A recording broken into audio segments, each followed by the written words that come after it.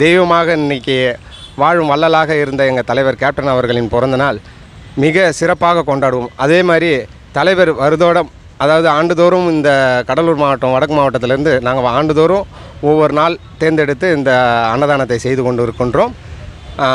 இது வந்து எந்த நடிகரும் எந்த கட்சி தமிழகத்தில் எத்தனையோ அரசியல் கட்சிகள் இருக்கின்றன, எத்தனையோ நடிகர்கள் இருக்கிறாங்க. ஆனால் எத்தனை அரசியல் தலைவர்கள் இருந்தாலும், எத்தனை அரசியல் கட்சிகள் இருந்தாலும் என் தலைவர் போல் செய்ய முடியாது. ஏன்னு சொன்னால் கடலூர் மாவட்டத்தில் முதல்ல எங்களுக்கு வந்து பசங்களுக்கு கம்ப்யூட்டர் வாங்கி கொடுத்தார். இது எப்போன்னு பார்த்தீங்கன்னா ரசிகர் மன்றம் இறக்கும்போதே உளவுத்துறை படம் எடுக்கும்போது எங்கள் தலைவரை போய் நாங்கள் சந்திக்கும் போது எல்லாரும் வந்து படிப்புக்கு முடியாது, கம்ப்யூட்டர் படிக்க முடியாதுன்னாங்க. அப்போல்லாம் கம்ப்யூட்டர் வாங்கிறதுனா பெரிய விஷயம். அப்போவே எங்கள் தலைவர் வந்து கம்ப்யூட்டர் வாங்கி பசங்களுக்கு இலவச கம்ப்யூட்டர் பயிற்சி பண்ணி கொடுத்தாரு. அது இல்லாமல் சொந்த செலவில் எங்கள் தலைவர் வந்து கிராமப்புறங்களில் சாலை வசதி செஞ்சு கொடுத்துருக்காரு. அதாவது சொந்த பணத்தில் அவர் சொந்தமாக நடிகராகி சொந்த பணத்தில் எங்கள் தலைவர் வந்து செய்து கொடுத்துருக்கிறார். அதே மாதிரி ரசிகர் மன்றத்தில் அவர் சொன்ன சாதனை என்னென்னா, ரசிகர் மன்றவங்க இயன்றதை செய்யுங்கள் இல்லாதவர்களுக்கு என்ற ஒரு தாரக மந்திரத்தோட ரசிகர் மன்றத்தில் எங்களுக்கு எல்லாரையும் கூட்டு ஃபஸ்ட்டு சொல்கிறது, இல்லாதவங்களுக்கு நீங்கள் கொடுங்க, அவங்க எது கேட்டாலும் கொடுங்க. எதாவது கேட்டாங்கன்னா இல்லாதவங்க யார் வந்தாலும் துணி, உண்ண உணவு, உடுக்க உடை, இருக்க ஆரோக்கியமாக இது மூன்றும் கொடுத்தா போதும், அவன் துணிஞ்சு வாழ்வான். அது இல்லாமல் கல்வி, எங்கள் தலைவர் மெயினாக கல்வி தான். படிப்பு செலவுக்குன்னு யார் போனாலும் முதல்ல அந்த கல்வி அந்த குழந்தைய கிட்டத்தட்ட கடலூர் மாவட்டத்தில் 1800 பேருக்கு படிப்பு செலவு அந்த காலத்திலே எங்கள் தலைவர் செய்து கொடுத்தார். அந்த சாதனை இன்னும் வரலாற்று பேசும். அந்த கடலூர் மாவட்டத்திலே முதல் உதவி சுனாமியாக இருக்கட்டும், பேரழிவாக இருக்கட்டும், மழை வெள்ளமாக இருந்தாலும் முதலில் எங்கள் தலைவர் தான் உதவி செய்து இது வரைக்கும் வரலாற்று இல்லாமல் முதல் உதவி எங்கள் தலைவர் தான் செய்வார். சுனாமி புரட்டி போடும்போது எங்கள் தலைவர் தான் இருந்தார். வெள்ளப்பெருக்கில் நாங்கள் அனாதியாக நிற்கும்போது முதல்ல உதவி செஞ்சார் எங்கள் தலைவர் தான்.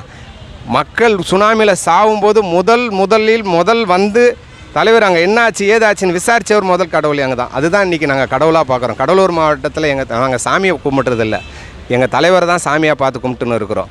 நாங்கள் இது வரைக்கும் கையெடுத்து கொலை செய்வதுக்கு படைச்சதில்லை.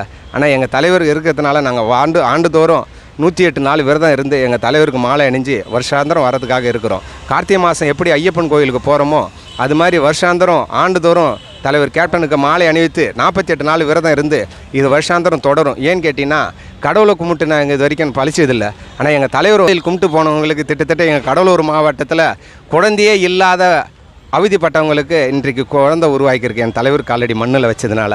இது வரலாறு பேசும். என் தலைவர் திருமணம் அதே மாதிரி திருமணம் ஆகாதவங்களுக்கு 2 பேர் கடலூர் மாவட்டத்தில் உங்கள் ஆலயத்துக்கு போயிட்டு வந்தேன், உங்கள் தலைவரை தரிச்சிட்டு வந்திருக்கேன், எங்களுக்கு திருமணம் ஆயிடுச்சு அப்படின்னு சொல்லியிருக்கிறாங்க. அதனால் நாங்கள் ஒரு கோரிக்கை வச்சுருக்கிறோம்.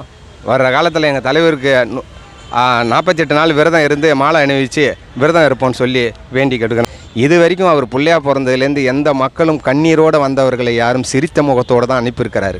எந்த மக்கள் தலைவரை தேடி வந்தார்களோ அந்த மாதிரி இன்று ஆலயத்திலே தெய்வமாக வணங்கி இந்த ஆலயத்துக்கு யார் அழுது கொண்டு வந்தார்களோ திரும்பி சிரிப்போடு போக வேண்டும் என்று சொல்லி ஒரு லட்சிய தலைவனாக இருந்திருக்கிறார். வேண்டுதை தருவேன் என்று சொல்லி இருக்கும்போது என்னை நம்பி வந்தோர் கண்ணீரோடு போகக்கூடாது. அதே மாதிரி இந்த கண்ணீரோடு இந்த ஆலயத்துக்கு வந்தவர்கள் திரும்பி வெற்றியோடு தான் போவார்கள். எந்த வேண்டுதலாக இருந்தாலும் என் தலைவர் வேண்டுதலை நிறைவேற்றி அவங்க குடும்ப வாழ்வில் செல்வாக இருப்பதற்கு இந்த ஆலயம் ஒரு சாட்சி. இந்த கடலூர் மாவட்டத்தின் சார்பாக நாங்கள் வேண்டிக் கொள்கிறோம். தலைவரை இந்த ஆலயத்துக்கு வந்தவர்கள் எல்லாம் வெற்றியோடு தான் போவார்கள். எந்த தோல்வியாக இருந்தாலும் தலைவர் ஆலயத்தில் காலடித்து வைத்தவர்கள் வெற்றி வெற்றி வெற்றி வெற்றி நிச்சயம். தேசிய முற்போக்கு திராவிட கழகத்தின் கடலூர் மாவட்டம் சார்பாக அதாவது இப்போ இருக்கிற டென்ட்டு பார்த்தீங்கன்னா எங்கள் அந்நியார் யாரை கை காட்டுகிறார்களோ அவர்கள் மட்டும்தான் முதலமைச்சர் ஆக முடியும். எங்கள் அந்நியார் யாரை கை காட்டுகிறார்களோ அந்த அணிதான் வெற்றியாகும். அதே மாதிரி கடலூர் மாவட்டத்தில் உயிருக்குயிராக எங்கள் அந்நியார் யாரை கையை காட்டுகிறார்களோ களம் இறங்கி அந்த வேட்பாளரை கண்டிப்பாக கடலூர் மாவட்டத்தில் நாங்கள் நிற்கிற வேட்பாளர் தேசிய முற்போக்கு திராவிட கழகம் எங்கள் அந்நியார் யாரை காட்டுகிறார்களோ அவர்கள் கண்டிப்பாக வெற்றி அடைவதுதான் எங்கள் இலக்கு. அதுதான் கேப்டன் ஆலயத்திலே நாங்கள் வேண்டிக் கொண்டிருக்கின்றோம். கடலூர் மாவட்டத்தில் நீங்கள் யாரை வேட்பாளராக ஆசீர்வதித்து இந்த ஆலயத்தில் வந்து கும்பிட்டு போகிறார்களோ அவர் எங்கள் அந்நியார் தலைமையில் வெற்றி பெறுவதுதான் எங்கள் உயிர் மூச்சு, எங்கள் லட்சியம் அதுதான். இப்போ கிடையாது, எங்கள் தலைவர் வந்து ஆண்டுதோறும் அதாவது இந்த பூமி அழியிற வரைக்கும் இந்த அன்னதான தொடங்கத்தை அழியாத ஜோதி எப்படி வள்ளலார் சொன்னாரோ அதே மாதிரி கேப்டன் ஆலயத்தில் என்றென்றும் வந்த மக்களுக்கு உணவு இல்லாமல் யாரும் செல்லக்கூடாது என்று அந்த தாரக மந்திரத்தோடு தேசிய முற்போக்கு திராவிட கழகம் இன்றளவு மக்களுக்காக வாழ்கிறதோ அதே மாதிரி உணவு வந்து எங்களது அந்நியார் தலைமையில் ஆண்டுதோறும் நடைபெறும்.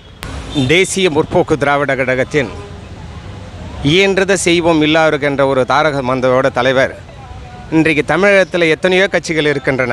தமிழகத்தில் இதுவரைக்கும் எந்த அரசியல் தலைவர் இருந்தவர்களுக்கு அன்னதானம் தொடர்ந்து போட்டுவர் என்ற வரலாற்றில் இல்லை. ஆனால் தேசிய முற்போக்கு திராவிட கழகத்தின் கடவுளாக இன்று மாறி எங்களுக்கு காட்சி அளிக்கின்ற கடவுள் தெய்வம் எங்களது கேப்டன் அவர்கள் இந்த பூமி அழிவரைக்கும் அன்னதானம் தொடங்கும் என்ற ஒரு சாதனை கொள்கையை செய்து கொண்டிருக்கின்றார். எங்கள் தலைவர் ஒரு வார்த்தை சொன்னார், பசியோடு ஒரு மனிதன் தூங்க முடியாது, அவன் பசி இல்லாமல் தூங்குவதற்கு நான் இருக்கிறேன் என்று சொல்லி அவர் இன்றைக்கு இந்த கோயம்போடிலே தெய்வமாக இருக்கிறார். அவர் எந்த ஒரு இளைஞரும் படிப்பதற்கு காலேஜ் பெண்களாக இருக்கட்டும், குழந்தைகளாக இருக்கட்டும் ஆகிய தமிழ்நாட்டில் எத்தனை பேர் வந்தாலும் இந்த கோயம்போடில் காலடி வைத்தால் பசி தீரும் என்ற ஒரு தாரக மந்திரம் வந்தார்கள். கோயம்பேட்டிலே கேப்டன் ஆலயத்துக்கு போனால் சாப்பாடு கிடைக்கும் என்று நம்பி வந்தவர்கள் இன்று இருக்கிறார்கள். அதேபோல் சினிமா துறையில் அந்த காலத்தில் கேப்டன் இருக்கும்போது தேசிய முற்போக்கு திராவிட கழகத்தின் அலுவலகத்துக்கு போனால் சாப்பாடு கிடைக்கும் என்று ஒரு பசியை நீக்குகின்ற தலைவர் இருக்கும்போது அதே நிலைமையில் இந்த பூமி அழியிற வரைக்கும் அன்னதானம் தொடங்கும். தலைவர் இந்த பூமியில் கடவுளாக வாழ்ந்து எல்லாரும் காட்சியளிக்கின்ற வகையில் கேப்டன் கோயிலுக்கு வந்தவர்கள் யாரும் பசி தீர்த்து தான் போக வேண்டும், தவிர பசியோடு யாரும் செல்லக்கூடாது என்று இந்த பூமி அழியிற வரைக்கும் எங்கள் தலைவர் தெய்வமாக காட்சியளித்து வார்த்தைகளை சொல்லிவிட்டார். அதனால் இந்த பூமி இருக்கிற வரைக்கும் அன்னதானம் தேசிய முற்போக்கு திராவிட கழகத்தின் கேப்டன் ஆலயத்தில் அன்னதானம் தொடங்கும். எங்கள் அந்நியார் தலைமையில் அன்னதானம் தொடங்கும்.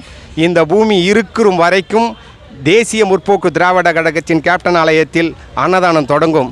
பசி தீர்த்த ஆலயமாக இது வரலாற்று படைக்கும்.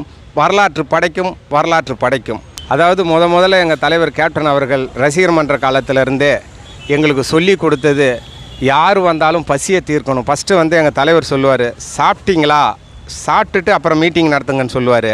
அதே மாதிரி தான் எந்த நடிகராக இருந்தாலும் எப்படிப்பட்ட வாழ்வில் உயர்ந்தவராக இருந்தாலும் தலைவரை தேடி வந்தவர்கள் இதுவரைக்கும் சாப்பிட்டீர்களா என்று சொன்னது அந்த மயில்சாமி கூட ஒரு படத்தில் சொன்னார், தலைவரை பற்றி கேளுங்க, அந்த சோரே சொல்லும் தலைவரை பற்றின்னு சொன்னாங்க.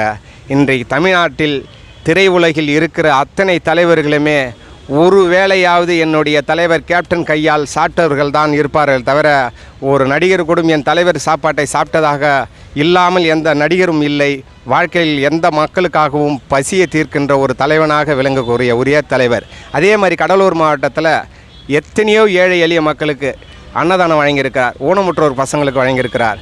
பசிக்காகவே எங்கள் தலைவர் வந்து எப்பயுமே எங்களை கடலூர் மாவட்டத்தில் பார்க்க வேண்டிய எலெக்ஷனாக இருக்கட்டும், நடிகர் சங்கமாக இருக்கட்டும், எந்த சங்கத்திலாக இருந்தாலும் இந்த தமிழ்நாட்டில் யாரும் சாப்பாடு போட்ட வரலாறு இருக்காது. எங்களுக்கு சாதாரணமாக செய்யலை எங்கள் தலைவர் கடலூர் மாவட்டத்தில். கோயம்பேட்டிலே கேப்டன் ஆலயத்துக்கு போனால் சாப்பாடு கிடைக்கும் என்று நம்பி வந்தவர்கள் இன்று இருக்கிறார்கள். தேசிய முற்போக்கு திராவிட கழகத்தின் அலுவலகத்துக்கு போனால் சாப்பாடு கிடைக்கும் என்று ஒரு பசியை நீக்குகின்ற தலைவர் இருக்கும்போது அதே நிலைமையில் இந்த பூமி அழியிற வரைக்கும் அன்னதானம் தொடங்கும். தலைவர் இந்த பூமியில் கடவுளாக வாழ்ந்து எல்லாரும் காட்சியளிக்கின்ற வகையில் கேப்டன் கோயிலுக்கு வந்தவர்கள் யாரும் பசி தீர்த்து தான் போக வேண்டும், தவிர பசியோடு யாரும் செல்லக்கூடாது என்று இந்த பூமி அழியிற வரைக்கும் எங்கள் தலைவர் தெய்வமாக காட்சியளித்து வார்த்தைகளை சொல்லிவிட்டார். அதனால் இந்த பூமி இருக்கிற வரைக்கும் அன்னதானம் தேசிய முற்போக்கு திராவிட கழகத்தின் கேப்டன் ஆலயத்தில் அன்னதானம் தொடங்கும். எங்கள் அந்நியார் தலைமையில் அன்னதானம் தொடங்கும். இந்த பூமி இருக்கிற வரைக்கும் தேசிய முற்போக்கு திராவிட கழகத்தின் கேப்டன் ஆலயத்தில் அன்னதானம் தொடங்கும். பசி தீர்த்த ஆலயமாக இது வரலாற்று படைக்கும்.